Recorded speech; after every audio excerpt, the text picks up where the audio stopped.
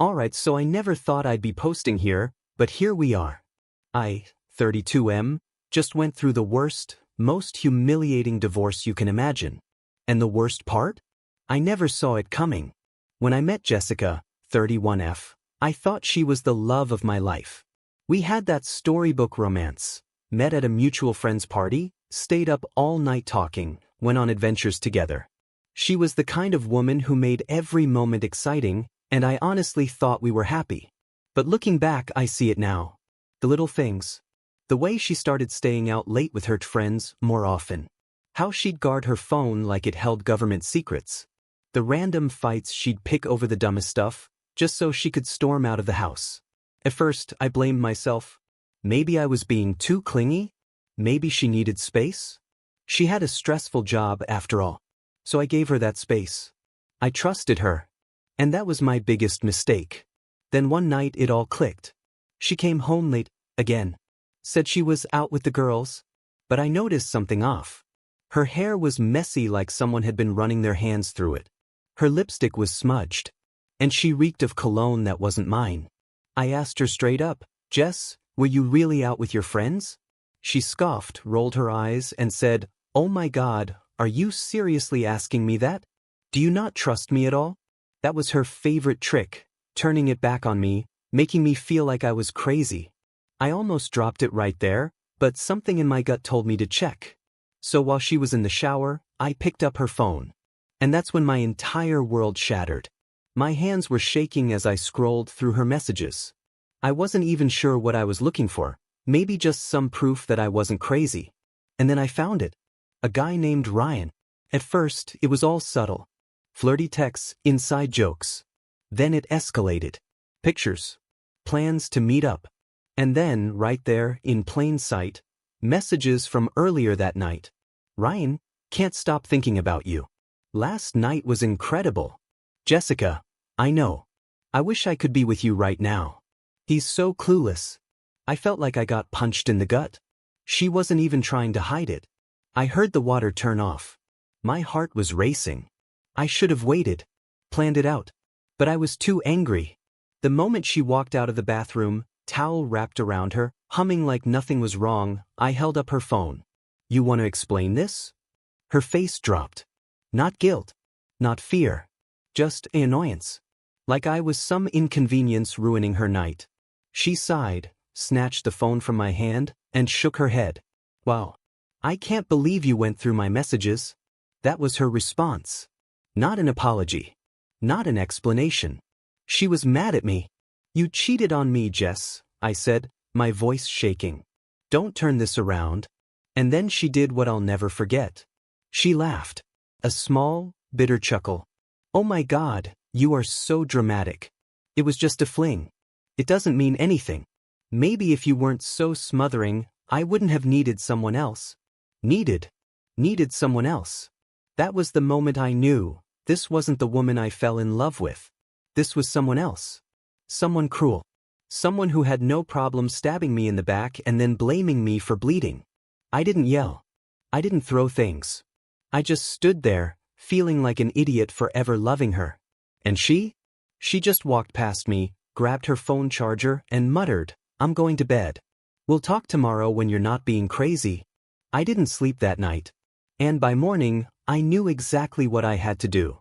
I didn't wait for morning. As soon as she fell asleep, I grabbed my car keys and drove. I didn't even know where I was going at first, just needed to move, needed to breathe. Ended up in an empty parking lot, just sitting in my car, gripping the wheel so hard my knuckles turned white. I wanted to scream, punch something. But I just sat there, staring at the dashboard, replaying her words over and over. It was just a fling. Maybe if you weren't so smothering, I wouldn't have needed someone else. You are so dramatic. Like I was some joke to her.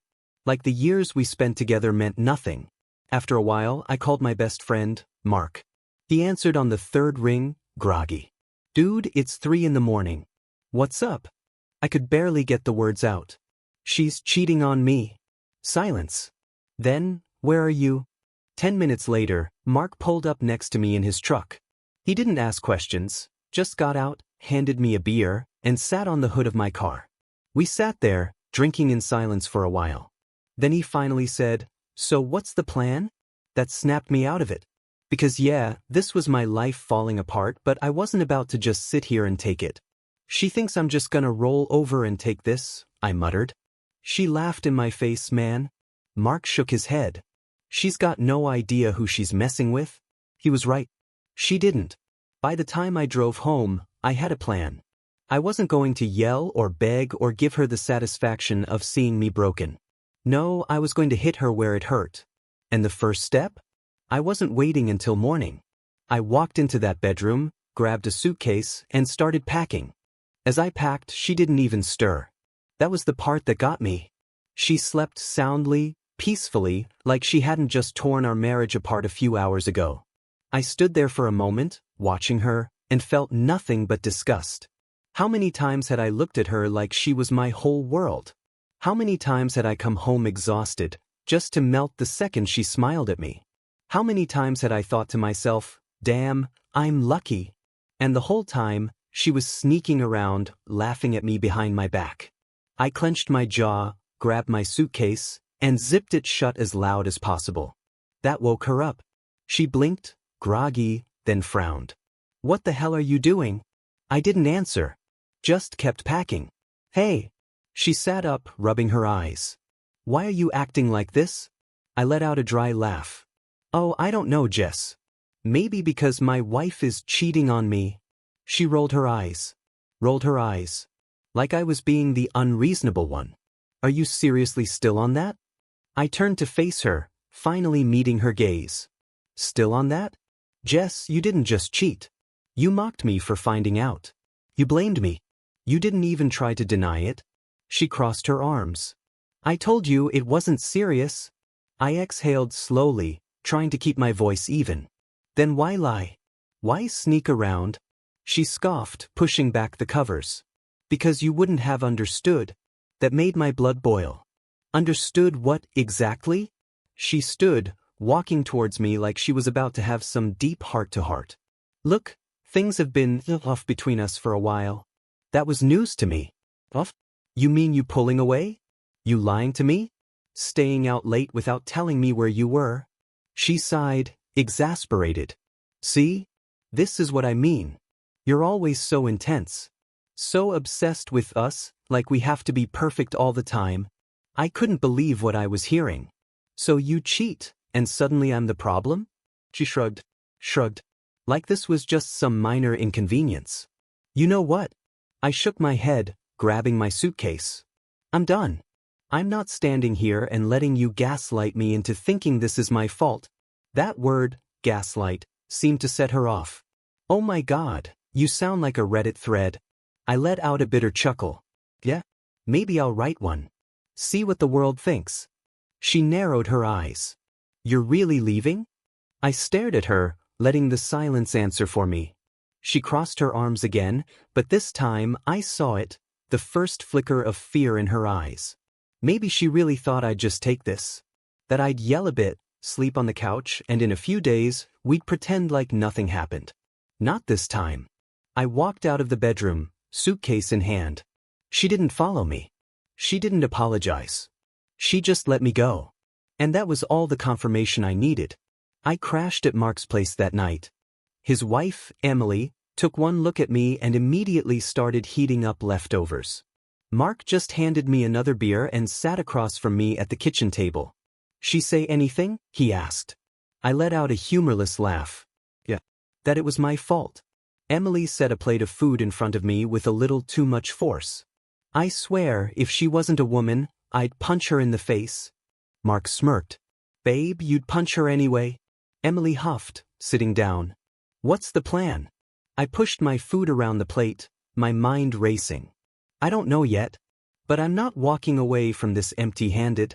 Mark raised an eyebrow. "You thinking divorce?" I exhaled. "Yeah." Emily nodded approvingly. "Good. She doesn't deserve a damn thing from you." Mark leaned forward. "You got a lawyer?" "Not yet." He pulled out his phone. "You do now." That was the moment I realized I wasn't going to be the sad, pathetic husband left in the dust. No, I was going to play this smart. I was going to win. And when I did, Jessica would regret ever underestimating me. The next morning, I woke up on Mark's couch feeling like I got hit by a truck. Not physically, just emotionally drained. You don't spend years of your life building something with someone, just for it to get ripped apart overnight, and come out feeling fine. But I wasn't about to wallow in self-pity. By the time I sat up, Mark was already at the table, sipping his coffee like he'd been waiting for me. "You ready to screw her over?" I ran a hand down my face. "I don't even know where to start." "Good thing I do," he said, sliding his phone toward me. I glanced at the screen. It was a contact for a divorce attorney, John Matthews, family law specialist. "I called him this morning," Mark said. "Told him the basics. He's expecting your call." I stared at him. "Dude," he shrugged. "You do the same for me." I took a deep breath and picked up the phone. An hour later, I was sitting across from John Matthews in his office, trying to keep my anger in check as I told him everything. When I finished, he leaned back in his chair, tapping his pen against the desk. "So, just to be clear, you have proof of the affair?" I pulled out my phone and slid it across the table. "Screenshots. Texts. Everything." He nodded. "Good. That'll help." I frowned. "Help with what? It's a no-fault state, right? She still gets half no matter what?" He smirked. "Not necessarily. There's always wiggle room." That got my attention. "What kind of wiggle room?" "Well," he said, folding his hands, "if we can prove financial misconduct, that changes things." I raised an eyebrow. "Financial misconduct?" He nodded. "If she was using shared assets, your money, to fund her affair, we can argue she's not entitled to an even split. Judges don't take kindly to cheaters blowing marital funds on their side pieces." My heart started pounding. "And what if she was?" John smiled. "Then we make sure she walks away with nothing." That night I went back to the house. I wasn't stupid. I didn't tell Jessica where I'd been. As far as she knew, I was cooling off. That was the thing about her. She always thought she was smarter than everyone else. She had no idea I was already laying the groundwork to destroy her. When I walked in, she was sitting on the couch, scrolling through her phone like nothing happened. "You're back," she said, not even looking up. I didn't respond. Just walked straight to the bedroom, grabbed a duffel bag, and started stuffing my clothes into it. That got her attention. "Oh, come on. Are you really still doing this?" I didn't answer. She sighed and stood up, crossing her arms. "This is ridiculous, you know that? You're making a huge deal out of nothing." I clenched my jaw. "Nothing? You call screwing another guy nothing?" She rolled her eyes. "It wasn't like that." "Oh, really?" I turned to her. "Then tell me, did you use our money on him?" She hesitated. Just for a second. But it was long enough. Bingo. I forced myself to stay calm. "Did you buy him gifts? Pay for hotels?" She let out a nervous laugh. "Are you serious? You're acting like I emptied our bank account." That told me everything I needed to know. I zipped up my bag and slung it over my shoulder. "You'll be hearing from my lawyer." Now she looked nervous. "Wait, you're really getting a lawyer?" I just walked past her, heading for the door. "Wait," she called after me. "We need to talk." I stopped. Looked over my shoulder. "We did talk just. And you laughed in my face." And then I walked out. She had no idea what was coming. After I left, I drove straight back to Mark's place. I wasn't just angry anymore. I was focused. If what my lawyer said was true, and I could prove Jessica used our money on her affair, then I had a real shot at making sure she walked away with nothing. The problem? I didn't know exactly how much she had spent. So, I needed to find out. The next day, I took a sick day from work and went straight to the bank. Since our accounts were joint, I had full access to our financial history. I sat down with a teller and asked for a detailed statement of the last 12 months. As I scanned through the transactions, my stomach dropped. Fancy restaurants, ones we never went to. Expensive hotel stays that didn't match up with any trips we took. Uber charges at weird hours. A spa day that cost over $500. And then, the worst one. A jewelry store purchase. $1,200. I could barely breathe. This woman, my wife, had been using our money to spoil another man. I swallowed the bile rising in my throat and kept my face neutral. Can I get a printed copy of these transactions? The teller nodded. Of course. 10 minutes later, I walked out of that bank with a folder full of proof. Step 2, her phone records. I went home that afternoon, our home. I needed to act normal, keep her off guard. She was already suspicious about me talking to a lawyer, but I needed more time to gather everything. When I walked in, she was sitting on the couch, scrolling through her phone. She looked up, surprised. You're home early. I nodded. Yeah. Just needed a break. She hesitated. So, are we talking now? I forced myself to stay calm. Yeah. I think we should. Her face lit up a little, like she actually thought I might be forgiving her. Okay, she said, putting her phone down. I know I messed up, but... I cut her off. I don't want to fight, Jess. I just need some time. I don't want to rush into a divorce without thinking everything through.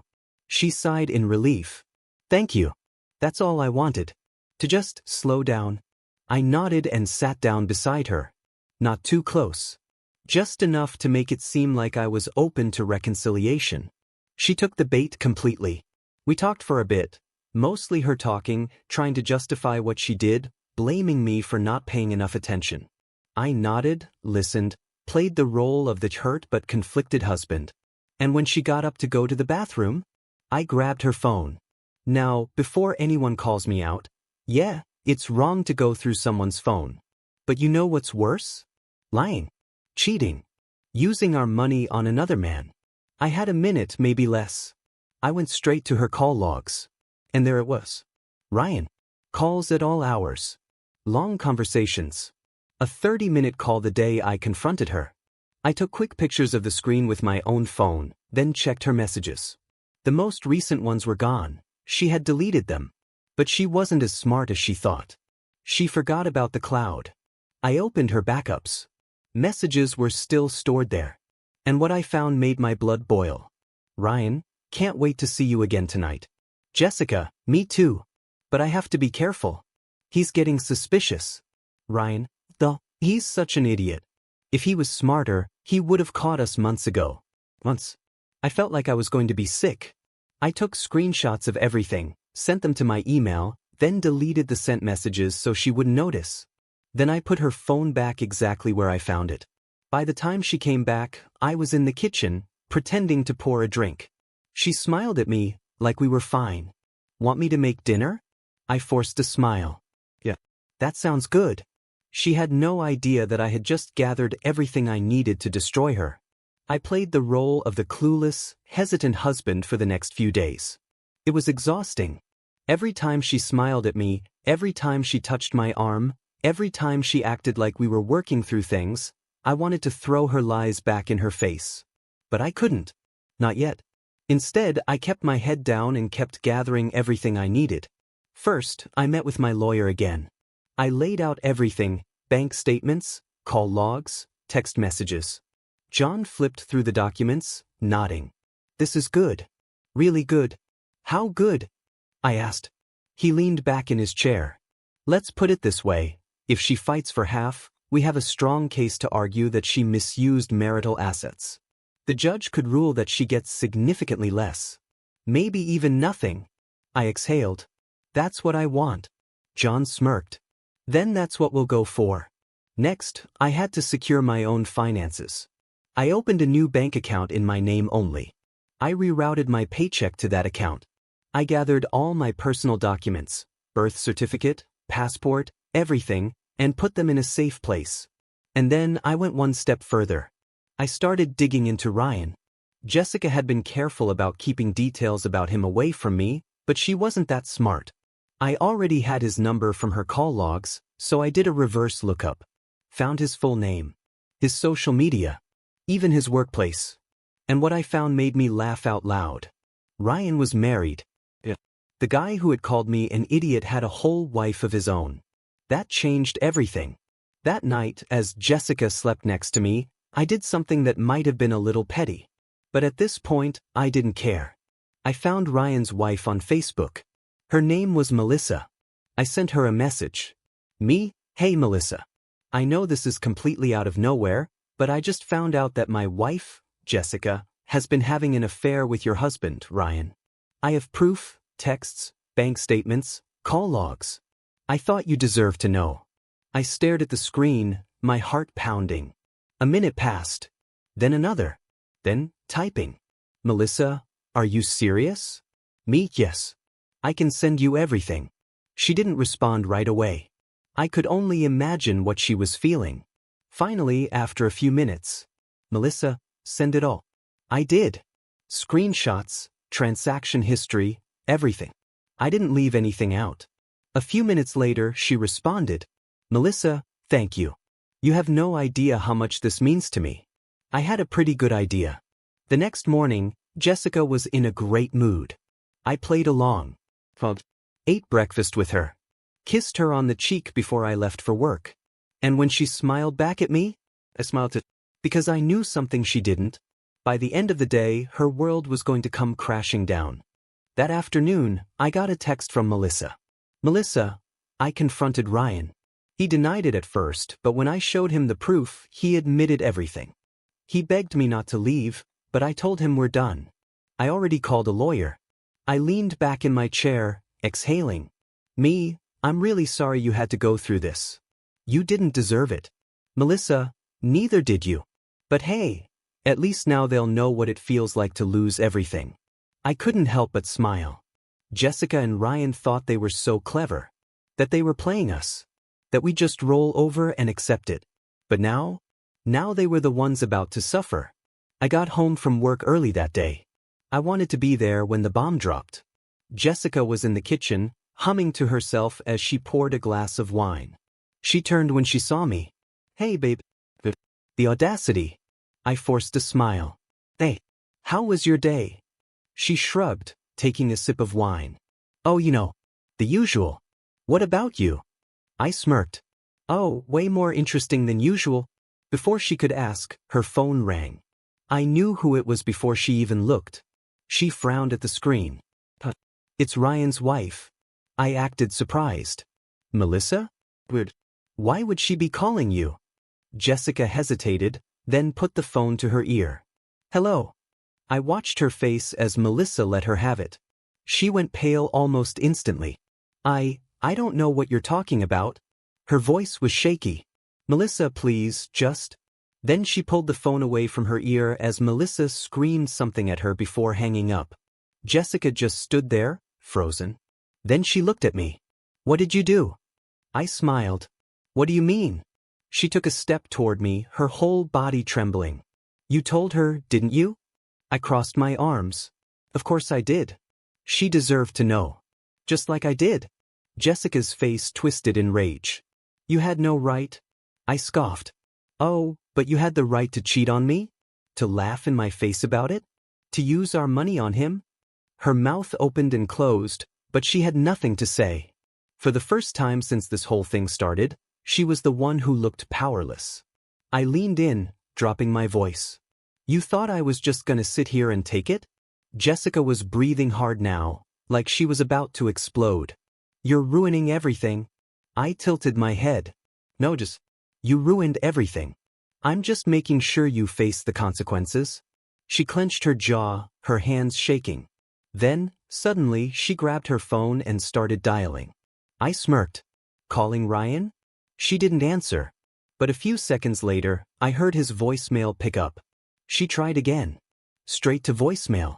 I took out my own phone and checked my messages. Sure enough, Melissa had just sent me another update. Melissa, Ryan tried calling me after I left. I blocked his number. Told him I'm taking everything in the divorce. I looked up at Jessica, who was now pacing in a panic, trying over and over to reach him. I smiled. Guess he's a little busy right now. Jessica spun to face me, eyes wild. You ruined his life. I laughed. Oh no, Jess. You ruined his life. You ruined both of your lives. Her breathing was ragged now, her whole body tense. I had never seen her like this, completely unraveling. You don't understand, she whispered. He needs me. I raised an eyebrow. Oh, and where is he now?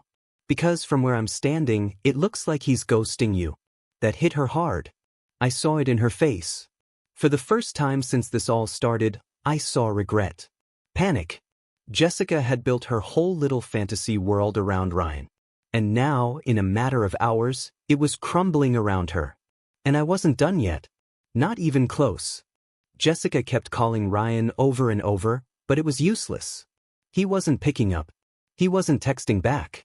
The man she thought she needed, the one she threw our marriage away for, was suddenly nowhere to be found.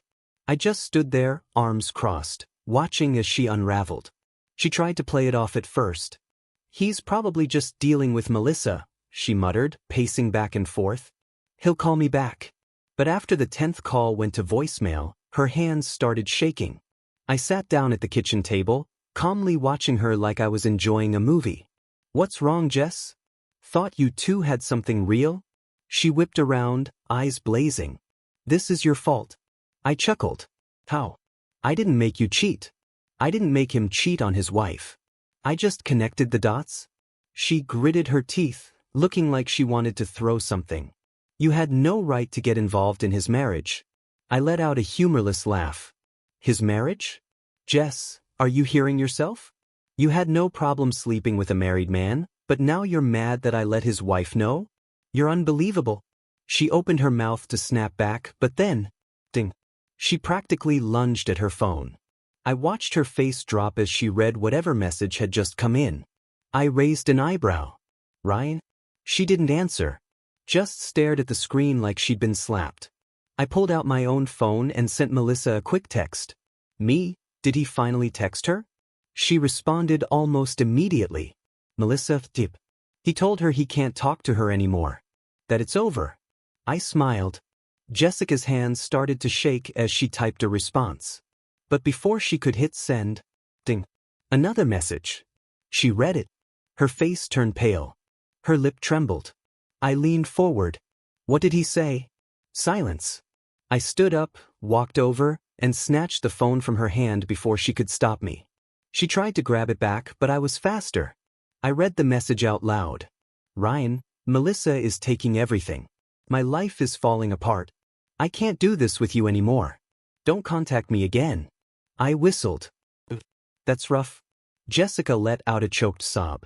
Give me my phone. I held it up, out of her reach. So let me get this straight. You blew up our marriage for this guy. You lied, you snuck around, you laughed in my face, all because you thought he was worth it? She didn't answer. And now? I smirked.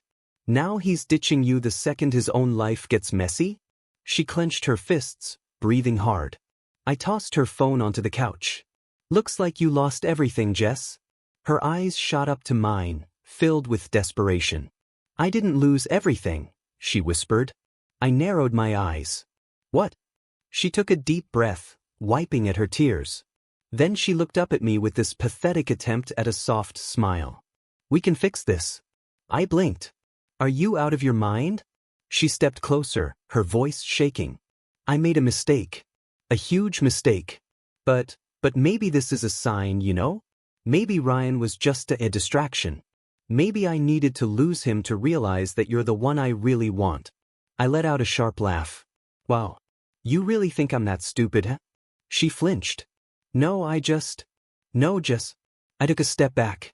You don't get to choose me just because your backup plan bailed. That's not how this works. She shook her head frantically. I still love you. No, you don't. My voice was calm, steady. You loved the security I gave you. The stability. The fact that I took care of everything. You don't love me. If you did, you wouldn't have done this. She opened her mouth, but no words came out. I grabbed my keys off the counter. My lawyer will be in touch. She rushed toward me, grabbing my arm. Wait, please. I yanked myself free and walked to the door. Before I stepped out, I turned back one last time. You made your choice, Jess. My voice was cold. Now you get to live with it? Then I walked out. She didn't follow me. She just stood there, silent, as I closed the door behind me. And for the first time in weeks, I felt free. I sat in my car for a few minutes, gripping the steering wheel. I expected to feel something, anger, sadness, regret. But all I felt was relief. She was finally out of my life. I glanced at my phone. A single text from Jessica. Jessica, please, just come back so we can talk. I blocked her number. Then, without looking back, I started the car and drove away. A week passed. Jessica tried everything. Texts, emails, even showing up at my workplace once. I ignored all of it. Then came the moment I had been waiting for. My lawyer called. She got the divorce papers today, John said, amusement in his voice. And let's just say, she's not happy. I smirked. Good. She's fighting it, of course, he continued. She wants half. I laughed. Not happening. John chuckled. Exactly. With the financial misconduct and the affair evidence, she doesn't have a leg to stand on. But she's still trying. Of course she was. Jessica always thought she could talk her way out of things. But this time? She had already lost. Over the next few weeks, Jessica tried everything. First, she played the remorseful wife. She sent long, emotional emails about how much she regretted everything, how she missed me, how we could fix things. She even dug up old photos of us, attaching them with messages like, "Remember this? We were so happy." I didn't reply. When that didn't work, she switched tactics. She tried the angry victim approach, calling me heartless, accusing me of throwing away our marriage over one mistake, even blaming Melissa for turning me against her. That made me laugh. Jess, I texted back for the first and last time, you turned me against you when you slept with another man. Blocked her again. Then she tried to stall the divorce. She contested everything. Claimed she needed time to process things. Her lawyer tried pushing for a settlement meeting, hoping I'd cave and give her something just to speed things up. I didn't budge. John, my lawyer, was ruthless. Every time Jessica's side tried a new trick, he shut it down fast. She's just trying to exhaust you, he told me one day. Make you so frustrated that you'll give in. Not happening, I said. And it didn't. Because then, Jessica got hit with something she didn't expect. One afternoon, Mark called me, laughing. Dude, you're not gonna believe this. What? I just ran into Jessica. That caught my attention. Where? She was at the mall. With her parents? That surprised me.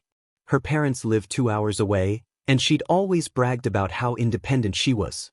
Mark continued. She looked miserable, man. Like totally wrecked. Her mom was buying her groceries. Her dad was arguing with her about money. I smirked. She must really be struggling. Oh, she is, Mark said. I overheard her dad say something about not bailing her out again. That made me pause. Again? Yep. Mark snickered. Dude, I think Ryan was supporting her after you left. And now that he's gone? She's screwed. It all clicked. Jessica had never been great with money. She always relied on me to handle bills, rent, everything. When I cut her off, she probably turned to Ryan. But after his wife took him to the cleaners, he must have ditched her completely. But she had nothing. No husband. No affair partner. No money. And soon, no claim to anything in the divorce. A few days later, my lawyer called with the news I had been waiting for. She finally caved, John said, amusement in his voice. Jessica agreed to sign everything as is. No fight, no counteroffers. She's walking away with nothing. I exhaled, letting the weight of it sink in. She really gave up? Oh, she tried one last thing, he said, chuckling. Her lawyer threw in a last-minute request. She wanted spousal support. I burst out laughing. Are you kidding me? John laughed too. Not even a little. They tried arguing that she was financially dependent on you and deserved compensation. And what did you say? I reminded them that she spent your money on her affair, she had every chance to build financial independence, and she chose to cheat and throw her stability away. The judge would laugh her out of the room. I grinned. And then, she dropped it, John said. She just gave up. Silence stretched between us. It was over. Really, truly over. Come by the office tomorrow, John said. Sign the last papers, and you'll be a free man. A free man. For the first time in months, I breathed. That night, I got one last text from Jessica. Jessica, I hope you're happy. I stared at the screen for a while, debating whether to reply. Then finally I typed, me, I am. Blocked her number. And just like that, she was gone. The next morning, I walked into my lawyer's office feeling lighter than I had in months. The final papers were waiting for me. I sat down, flipped through them, and signed my name at the bottom. John took the documents, gave me a satisfied nod, and shook my hand. Congratulations.